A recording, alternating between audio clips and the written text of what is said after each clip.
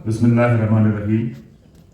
Dash पर मौजूद MPJ के लीडर्स और तमाम रिस्पेक्टेड स्पीकर्स, मेरी बहनों और भाइयों, अस्सलाम वालेकुम वरहमतुल्लाहि वबरकातुहू। हमारे भाई जब इंट्रोड्यूस कराते हैं तो डर लगने लगता है कौन आदमी आ रहा है। बहरहाल, जब मैं वहीं से बात शुरू करूंगा जहां से मेरी दोस्त और बहन प्रतिभा ने बात खत्म करी थी, असल लड़ाई क्या है, और उनकी इस बात पे तरतीब करूंगा कि सबसे मजबूत प्लेयर को फिट करके रखा जाता है, जहां कमी पड़ेगी वहां उसका इस्तेमाल करेंगे। क्या बात है। जब मैं बाहर आया तो आपका लिखा हुआ था समावेशी विकास।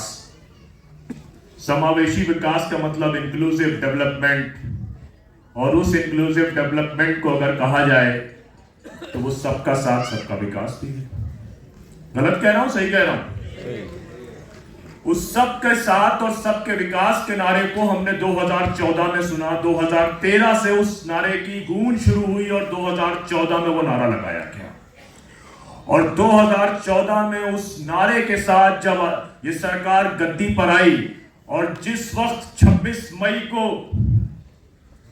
राष्ट्रपति भवन में मोदी जी शपथ ले रहे थे, मैं एक एक्टिविस्ट हूं तो खुल के ही बात करूंगा, तो जब मोदी जी शपथ ले रहे थे उसी वक्त पूना की एक मस्जिद से एक नौजवान जब नमाज पढ़ के बाहर निकल रहा था तो उसको लिंच कर दिया गया। उसको इतना पीटा गया कि उसकी जान वही निकल गई। उस शख्स का नाम मोहसिन शेख था और सोशल मीडिया में यह ऐलान किया गया कि हमने पहला विकेट ले लिया है। आपके प्रदेश का मामला था। उसके बाद उसके मारने वाले देसाई और हिंदू महासभा के लोग जब अपनी बेल के लिए बंबई हाईकोर्ट गए तो वहां की बंबई हाईकोर्ट की जज ने कहा कि जो मरने वाले की विजुअल आइडेंटिटी, यानी कि जो उसकी शख्सी पहचान थी, टोपी लगाया था, नमाज पढ़ के निकल रहा था, हल्की दाढ़ी रखे हुए था, जिसकी वजह से सामने वाले जो लोग थे वो एक्साइटेड हो गए और उन्होंने उसको मार दिया और इस बिना पर उसको उन्होंने जमानत दे दी। तो यह ऐलान उस वक्त दो तरफ से हुआ कि इस सब का साथ सबके विकास में कुछ लोग आपके साथ नहीं हैं, यानी कि इस विकास में उनकी भागीदारी नहीं है। यह ऐलान राजनीतिक गलियारों से भी हुआ और यह ऐलान कोर्ट के गलियारों से भी हुआ। बंबई हाई कोर्ट का वो जजमेंट आप गूगल कर सकते हैं जिसमें जस्टिस साधना यादव ने बात कही। 22 जनवरी की बहुत चर्चा है आपके बीच में। 22 जनवरी पे बहुत बात हो रही है मंदिर निर्माण को लेकर, लेकिन हमने 22 जनवरी को दूसरी तरह से याद किया है। आप सबको याद होगा ऑस्ट्रेलिया के एक डॉक्टर ग्राहम स्टेन्स जो कोढ़ियों का इलाज करते थे उड़ीसा के मनोहरपुर गांव में, उनको 22 जनवरी की शाम में एक वैन में जिसमें उनका 8 साल का बच्चा टिमोथी और 6 साल का बच्चा फिलिप था, उसको उस वैन में डाल के बंद कर दिया गया और वैन को आग लगा दी गई, जिंदा जला के मार दिया गया। मारने वाला कौन था? उसी सबके साथ और सबके विकास के नारे को देने वाले दारा सिंह, और 2014 में जो उड़ीसा से मंत्री आए थे सारंगी, वो प्राइम एक्यूज थे उस केस में। ये बातें इसलिए कही जा रही हैं ताकि आप सिर्फ आमिर अजीज की वो नज्म न याद रखें कि सब कुछ याद रखा जाएगा, बल्कि उसको अपने मैदान में उतरते वक्त अपने अज़्म के साथ उसको दोहराते चले। लिंचिंग के एक नहीं, 2014 के बाद हमने बहुत ढेर सारे केसेस देखे। अखलाक का आपने नाम सुना, पहलू खान का आपने नाम सुना, जुनैद का आपने नाम सुना, आपने हापुड़ में उस कासिम की भी वीडियो देखी जिसमें कासिम को पब्लिक पीट रही है और वो पानी मांग रहे हैं तो पानी उनके ऊपर फेंक दिया जाता है और कासिम वहीं तड़प कर जान दे देता है। हमने मजलूम के जब बाप से पूछा, मैं तकरीबन 85% लिंचिंग के विक्टिम्स के घर गया हूँ, मॉब लिंचिंग के जो विक्टिम्स थे, तो उसने मजलूम एक पहली झारखंड की मॉब लिंचिंग थी जिसमें बरगद के पेड़ से एक 35 साल के आदमी को और एक 11 साल के बच्चे को मार के टांग दिया गया था। जब मैंने मजलूम से पूछा कि क्या मामला था, तो उसने कहा कि मैं बस से उतर रहा था तो मेरा पैर मुड़ गया, उसमें मोच आ गई और हम सब हफ्ते भर तक जानवर गांवों से खरीदते हैं और जानवर खरीदने के बाद हम उसको हफ्ते वाली जो बाजार होती है, पैक जिसको बोलते हैं, उसमें जाकर बेचते हैं। मेरे पाँव में मोच लगी थी तो मैं नहीं जा पा रहा था, तो मेरे 11 साल के बच्चे ने कहा कि बाबा आपको जाने की जरूरत नहीं है, चाचा के साथ मैं चला जाऊंगा। मैंने उन दोनों को भेज दिया, लेकिन अंदर से मेरे दिल ने इस बात को गवारा नहीं किया। तो मैंने अपनी अहलिया से कहा, खाना बनवाया, वाइफ से कह के टिफिन लेके मैं जब गया तो देखा कि भीड़ उनको घेर कर मार रही थी और मैं चिल्लाना चाहता था कि मेरे गले से आवाज नहीं निकली। मेरे बच्चे को 11 साल के मारा, मेरे पार्टनर को मारा और टांग मारने के बाद पेड़ से टांग दिया। एक लिंचिंग हुई गोड्डा में, एक का नाम मुशर्रफ अंसारी था, एक का नाम सलीम था। उसके सगे बेटे ने मुझे बताया कि हम सब रेवड़ लेके निकले गोड्डा में, जहां से निशिकांत दुबे सांसद है। हम जब रेवड़ लेके निकले तो हमको भीड़ ने घेर लिया। अब जब हमको भीड़ ने घेर लिया तो हमको ये लगा कि पुलिस के पास जाना चाहिए। हम पुलिस के पास भाग कर गए तो पुलिस ने हमसे कहा कि हमारे पास में डीजल के पैसे नहीं है।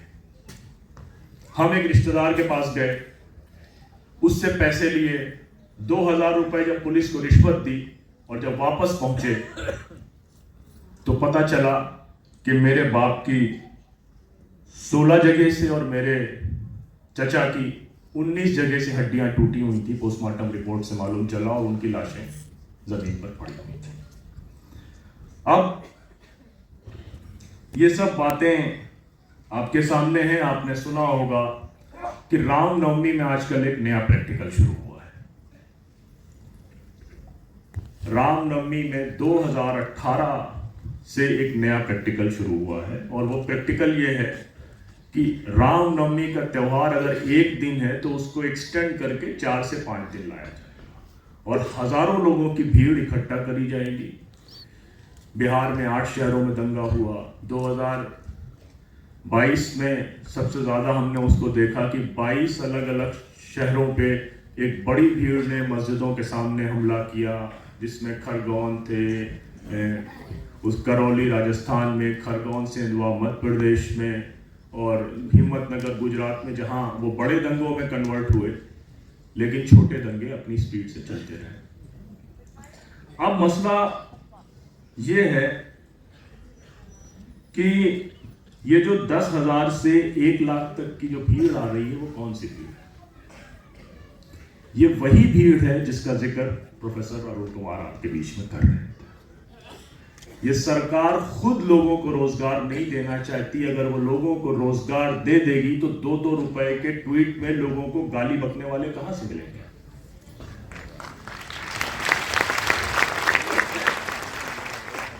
₹50 में भीड़ में नारा लगाते हुए किसी मस्जिद के सामने डांस करने वाले कहां से मिलेंगे? एक व्हाट्सएप पे एक गांव है जमशेदपुर में, सरायकेला के नाम से कस्बा है। सरायकेला में एक रात में 5 मुस्लिम नौजवानों की कैटल ट्रांसपोर्टेशन के बिजनेस में थे, उनको जान से मार दिया गया। भीड़ ने घेरा। उसमें एक आदमी जो बचकर निकल के आया था, मैंने उसके साथ इंटरव्यू किया था, तो उसने मुझे बताया कि हमें मालूम ही नहीं चला इतनी भीड़ कहां से आ गई 10 मिनट में। हजारों की भीड़ जमा। तो ये जो हजारों की भीड़ है, ये वही भीड़ है जो सरकार ने बनाई है अपने लिए। ये ऐसा नहीं है कि बेरोजगारी के सबब ये भीड़ है, बल्कि सरकार खुद चाहती है कि जो लाखों लोग वो सड़कों पे उतार कर मॉब वायलेंस करा सके, कम्युनल वायलेंस करा सके, लोगों की लिंचिंग करा सके, और जो लोग थोड़े बहुत पढ़े लिखे हैं, जो कुछ इंटरनेट जानते हैं, उनको 250 रुपए के जियो से 2-2 रुपए के ट्वीट पे गाली बकवा सके। ये खुद सरकार की तैयार करी हुई भीड़ है। 2014 के पहले भीड़ कहां थी, आप बताइए। एक सिर्फ बहुत डिटेल डिस्कशन आ गया है तो मैं अपने पॉइंट पे ही बात करूंगा जिस पे मैं काम करता हूं। सिर्फ एक छोटा सा डेटा आपके सामने पेश है। 4,77,00,000 लोगों ने 47,70,083 लोगों ने एमएसएमई के तहत ट्रेनिंग लिया। कितने लोगों ने? 47 लाख लोगों ने, मोटा मोटा माना जाए। और 47 लाख लोगों में से एमएसएमई से जो नौकरियां निकली वो सिर्फ थी 139। ये डेटा है, टेक्निकल ट्रेनिंग्स का डेटा है, ये सब अपनी बात कहता है। लिंक चाहेंगे तो शेयर कर दिया जाएगा। तो ये जो सूरत हाल है वो सिर्फ ऐसा नहीं है कि वो हो रही है, बल्कि वो समाज में बनाई जा रही है, उसका इस्तेमाल किया जा रहा है। कभी इलेक्शन मशीनरी में उसका इस्तेमाल किया जा रहा है, कभी दंगों को भड़काने में उसका काम किया जा रहा है। और जहां तक हमारी अपनी सूरत हाल है वो भी आपके सामने है, कुछ है कुछ नहीं है। अगर हम सिर्फ उत्तर प्रदेश की बात करें, क्योंकि मैं जिस टॉपिक पे आऊंगा आखिरी में वो आपको पता है, उत्तर प्रदेश में योगी साहब के विकास का सिर्फ एक डेवलपमेंट का एक मॉडल है कि पिछले 8 सालों में उनके राज में 11,000 लोगों का इनकाउंटर हुआ है और 78,000 लोग, 78,000 लोग उन्होंने गैंगस्टर में जेल में डाले हुए हैं। मध्य प्रदेश में एवरेज हर रोज 4 मकान लोगों के गिराए जा रहे हैं। कभी एलिगेशन ये कि जुलूस जा रहा तो थूक दिया, किसी ने एलिगेशन लगा दिया वीडियो एडिट करके कि काजी साहब जिंदाबाद की जगह पाकिस्तान जिंदाबाद के नारे लग रहे थे। रोज का ये सिलसिला है। अब जहां तक आसाम की अगर बात करी जाए, हम सब सीए के चीजों को देख रहे हैं। इस वक्त आसाम में 19,66,600 लोग अपनी शहरियत को साबित करना चाहते हैं। और अगर लोकसभा के चुनावों के पहले सीए आ जाता है तो सबसे ज्यादा मसला उन 8 लाख मुसलमानों को होगा। तकरीबन 6 से 8 लाख मुसलमान है, कोई एग्जैक्ट डेटा नहीं है। 6 से 8 लाख मुसलमानों को अपनी शहरियत साबित करनी होगी और उन अदालतों में शहरियत साबित करनी होगी जो ये ऐलान कर चुके हैं कि इस मुल्क में की भागीदारी में अब आपका कोई हिस्सा नहीं है। क्योंकि आसाम में जो फॉरेन सिटीजनशिप के मैटर को देखते हैं, जिनको फॉरेन ट्रिब्यूनल कहा जाता है, वो सरकार की नुमाइंदगी करने वाले लोग हैं। सरकार उनको एडहॉक बेसिस पे अपॉइंट करती है। तो वो 8 लाख लोग जो अपने 2 वक्त की रोजी नहीं कमा सकते हैं, जो अपने बच्चों को पढ़ा नहीं सकते, वो मुकदमे कैसे लड़ेंगे? 22 लाख घरों को उन्होंने आइडेंटिफाई किया है आसाम में, जिसके तहत उनका यह कहना है कि ये 22 लाख मकान सरकार की जमीन पर नदी के किनारे ब्रह्मपुत्रा में बनाए गए हैं। आज नहीं तो कल हमको इसको तोड़ना है। खुद उन्होंने अपनी स्पीच में कहा था कि तकरीबन 50,000 मकान हम तोड़ चुके हैं। तो ये सूरत हाल आपकी जिम्मेदारी को बताती है कि मुल्क किन संगीन हालात से गुजर रहा है और हमारी जिम्मेदारी क्या है। और ये सिर्फ आपके साथ नहीं हो रहा। पिछले साल 403 चर्चेस पे अटैक हुए एक साल के अंदर, और उन 403 चर्चेस में उस वक्त अटैक हुए जब संडे की प्रेयर वहां पर चल रही थी। और हर अटैक के बाद एक बड़ी तादाद में क्रिश्चियंस को, उनके पादरियों को जेल में डाल दिया गया और यह कहा गया कि ये कन्वर्जन करा रहे थे, एंटी कन्वर्जन लॉ के तहत। 2014 से अब तक 300% मुसलमानों के खिलाफ नफरती हमलों में इजाफा हुआ है। लेकिन 423% एग्जैक्टली एनसीआरबी के डेटा को जब आप कैलकुलेट करेंगे तो 423% ये तादाद निकलती है आदिवासियों की, जिनके साथ हमले हुए हैं। लेकिन अफसोस ये है कि न क्रिश्चियंस की बात कोई कर रहा है, न मुसलमानों की कोई बात कर रहा है, न दलितों की कोई बात कर रहा है, न किसानों की कोई बात कर रहा है। आपको आज खबर नहीं होगी कि पूरे हरियाणा में आज इंटरनेट बंद है, पूरे बॉर्डर्स को सील कर रखा है। दिल्ली से नोएडा नहीं जा सकते आप एनसीआर के तहत। क्यों नहीं जा सकते? क्योंकि साहब किसान जो हैं वो प्रदर्शन कर रहे हैं। हर रोज एक नया कम्युनल वायलेंस है। आपके अभी कम्युनल वायलेंस के कई वाकयात हुए जो पिछले कई सालों में कभी नहीं हुए थे। अकोला में दंगा हुआ, 103 लोग अरेस्ट किए गए, जिसमें 97 मुसलमान थे। उसके बाद सतारा में मस्जिद पे हमला हुआ। कोल्हापुर में एक नया वाकया सामने आया।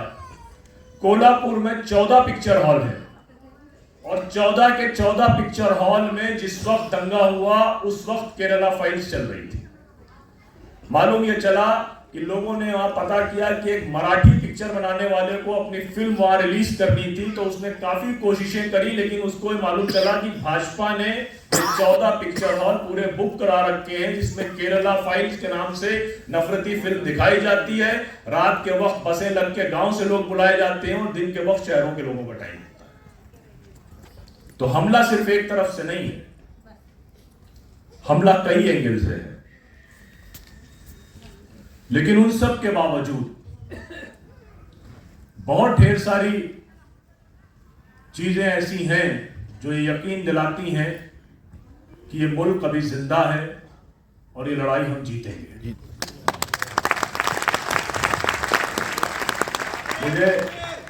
मुझे ये याद है कि मैं इंस्पेक्टर सुबोध के परिवार का केस देख रहा था। आपको याद है इंस्पेक्टर सुबोध कौन है? इंस्पेक्टर सुबोध बुलंदशहर में पोस्टेड थे जब तबलीगी जमात का इज्तिमा वहां पर होने वाला था और इंस्पेक्टर सुबोध की जान चली गई। अगर वो अपनी जान न देते तो हजारों लोग उस दंगे में मार दिए जाते, जिस तरह से जिंदा गायों को गला रेत कर और सड़कों पे डाल दिया गया था आरएसएस के लोगों के जरिए, ताकि वहां दंगे भड़क सके। और उसके बाद जब मैं उनके अहले खाना से मिलने गया तो उन्होंने कहा कि हमें कोई तकलीफ नहीं है, हमें इस बात की खुशी है कि इंसान आज नहीं तो कल मरता है, लेकिन मुझे इस बात की खुशी है कि मेरे पति ने अपने कर्तव्य पर और सही दिशा पर जान दी। हाँ, ये बात अलग है कि जिन लोगों ने उनको मारा था उसको उन्होंने पंचायत का सदस्य बना दिया, इलेक्शन लड़ाया। जब वो इलेक्शन लड़ रहा था हम लोग सुप्रीम कोर्ट गए। संजय हेगड़े साहब जो बहुत प्रोमिनेंट वकील हैं, उन्होंने उसका मुकदमा लड़ा और सुप्रीम कोर्ट से उस आदमी की हमने जमानत खारिज कराई। लगभग 1900 के आसपास मुकदमे लड़ रहा हूं इस पूरे मुल्क में इसी तरह के मामलों के, चाहे वो इमाम को गुड़गांव में मार दिया गया हो, महाराष्ट्र में ट्रेन में पुलिस वाले ने मार दिया, दिल्ली दंगे में खालिद सैफी का केस हो गया, ताहिर हुसैन का केस हो गया। 90% वो बड़े वकील जिनकी लाखों रुपए फीस है, उन्होंने 1 रुपए चार्ज नहीं किया।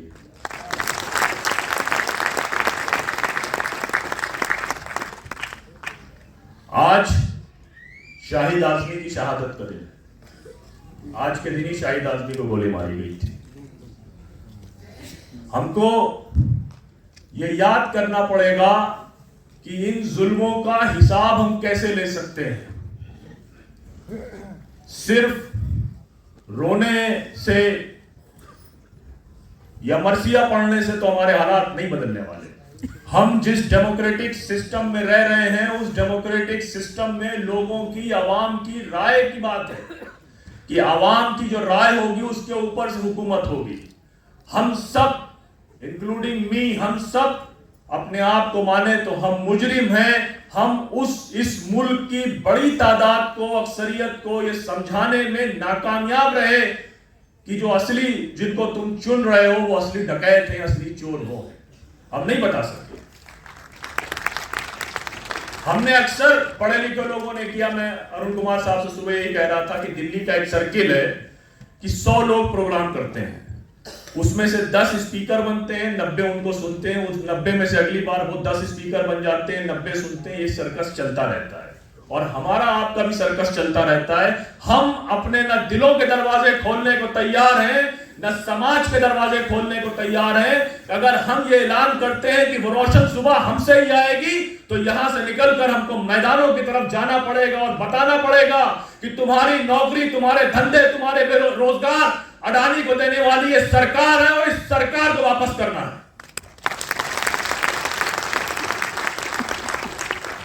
हम 3 तरह के लोग हैं जो बहुत चर्चा करते हैं। पहली तादाद मुसलमानों की है, तो हमारा अलमिया यह है कि हम मुसलमानों के 20% तो वोट ही नहीं बने। बिल्कुल वसूख के साथ ये बात कह रहा हूं। प्रोफेसर साची दास गुप्ता की रिपोर्ट है कि 20% मुसलमानों के तो वोट ही नहीं बने हैं और 20% वोट देने ही नहीं जाते। जलसों में जाएंगे कि सरकार ने बहुत जुल्म किए, लेकिन जहां से सरकार को बदला जा सके वो काम नहीं करेंगे। 20% वोट नहीं और 20% जाने को तैयार नहीं। अब एक दूसरा रुख देख लीजिए। इस मुल्क में 94 सीटें ऐसी हैं लोकसभा की जहां पर मुसलमानों की तादाद 22% से ज्यादा है। कितनी? 94 सीटें ऐसी हैं जहां पर आपकी तादाद 22% से ज्यादा है, लेकिन उसमें 49 में बीजेपी काबिज है। तो अगर हम यह इरादा करें कि 48 सीटें ऐसी हैं, महाराष्ट्र की 48 सीटों में से 7 सीटें ऐसी हैं जिसमें मुसलमानों की तादाद 20% के आसपास है, तो अब अगर एक भी सीट में बीजेपी जीत जाए तो ये समझ लिए ये मजलिस नाकामयाब है, और अगर सब में हरा देंगे तो ये मजलिस कामयाब है। 94 सीटें ऐसी हैं पूरे मुल्क में, 26 उत्तर प्रदेश में, 18 बिहार में, 30 उत्तर प्रदेश में, 18 बिहार में, 26 मगरबी बंगाल में, 7 आपके यहां, 5 कर्नाटका में। लेकिन हम डायरेक्शन के साथ काम करने को तैयार नहीं है। हम इस पूरे प्रोग्राम में सुबह से 2 रोने और भी रो रहे हैं मुसलमानों के साथ। दलित के शेड्यूल कास्ट रिजर्व कॉन्स्टिट्यूएंसीज इस मुल्क में 88 हैं। 88 में से 48 बीजेपी के पास, और उसमें हमारा रोल यह है कि उन 88 में 15 के आसपास वो सीटें हैं जहां मुसलमान बड़ी तादाद में है, और मुसलमान ये वोट करने नहीं जाता कि हमारे समाज का तो आदमी नहीं, क्या करेंगे, रिजर्व कॉन्स्टिट्यूएंसी है, कोई भी जीत जाए, सबसे कम वोट हमारा। ये जो मैं कह रहा हूं, आप पढ़े लिखे लोग हैं, आप उसको क्रॉस चेक कर सकते हैं। 43 सीटें इस पूरे मुल्क में वो हैं जो हमारे आदिवासी भाइयों के लिए रिजर्व है। 47 सीट्स जो हैं वो एससी सीट्स के तौर पर रिजर्व हैं, और उनमें 33 में भाजपा है। तो ना हम खुद को समझा पा रहे हैं, ना खुद कुछ कर पा रहे हैं, ना हम दलित भाइयों को समझा पा रहे हैं, ना आदिवासियों को समझा पा रहे हैं। तो लम्हे फिक्रिया है कि नहीं है जी? तो अब इसकी जिम्मेदारी हमारी क्या बनती है? देखिए, मुल्क में इकोनॉमिक इनइक्वालिटी का भी रोल मॉडल, हेट का भी रोल मॉडल, कम्युनल वायलेंस का भी रोल मॉडल इस हुकूमत ने दिया है।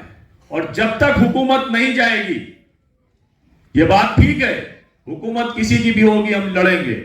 हम वो लोग हैं जो हमेशा बैरिकेड के इस तरफ रहेंगे, उस तरफ नहीं जाएंगे। सरकार कोई भी हो, जन आंदोलन हमेशा इस तरफ रहते हैं, हम हमेशा इस तरफ रहेंगे, उधर नहीं जाएंगे। लेकिन आपको एक मौका है कि आने वाले 90 डेज या 80 डेज जो आपके पास हैं, उसमें तन मन धन से इस सरकार को उखाड़ फेंकने के लिए लग जाए, वरना मालूम नहीं आपके पास अगले 5 साल बाद ये मौका हो या नहीं हो। मेरे अपने, अभी मैं बैठा हुआ था, मेरे एक दोस्त की जेल से चिट्ठी आई है। मेरे आधे दोस्त यूनाइटेड अगेंस्ट हेट जो मैं कैंपेन चलाता था, उमर खालिद सैफी, अतहर, उन सब की चिट्ठी आई है। वो जेल में आधे लोग। तो अभी अतहर की एक चिट्ठी मैं बाहर देख के ब्राउज कर रहा था, उन्होंने उसमें लिखा कि नदीम भाई, हम लोग तो चले गए, अब आप बाहर हैं, आपकी जिम्मेदारी असल है, इलेक्शन में क्या करते हैं, यूसीसी में क्या करते हैं और सीए में क्या करते हैं। तो वो सिर्फ मेरी नहीं है, जो लोग आपके लिए लड़ाई के लिए जेल गए हैं और अब आप बाहर हैं, तो वो सिर्फ मेरी जिम्मेदारी नहीं है, वो आपकी भी। और ये डरने घबराने की कोई बात नहीं है, ये जेल वेल आना जाना तो सब चलता रहता है। क्या जेल से भी घबराएंगे आप? हैं? अहमद फराज ने क्या कहा था? उसे खबर नहीं तारीख क्या सिखाती है, रात जब किसी खुर्शीद को कत्ल करे तो सुबह एक नया सूरज तलाश लाती है। तो ये छोटे मोटे मसले, मुझे इस बात का तो यकीन है कि इस हॉल में कोई भी आदमी ऐसा नहीं होगा जिसके घर ईडी जाए। जय, ये तो बात है। तो हम सब ऑप्शनलेस हैं। उत्तर प्रदेश के वो लोग जिनके 11,000 लोगों के इनकाउंटर हुए, वो जो जेल में, जो 78,000 गैंगस्टर वाले जेल में हैं, या वो 17 लाख वो लोग जो आसाम में पड़े हैं, जो मध्य प्रदेश के 12,000 लोगों का मकान गिरा दिया गया, वो पूरे मुल्क के हर सजग नागरिक से ये सवाल कर रहे हैं और आशा भरी नजरों से देख रहे हैं कि जितनी लड़ाई हम लड़ेंगे, क्या आप उतनी लड़ाई लड़ेंगे? बिल्कुल लड़ेंगे जी, लड़ेंगे, लड़ेंगे, आवाज दो, इनकलाब जिंदाबाद।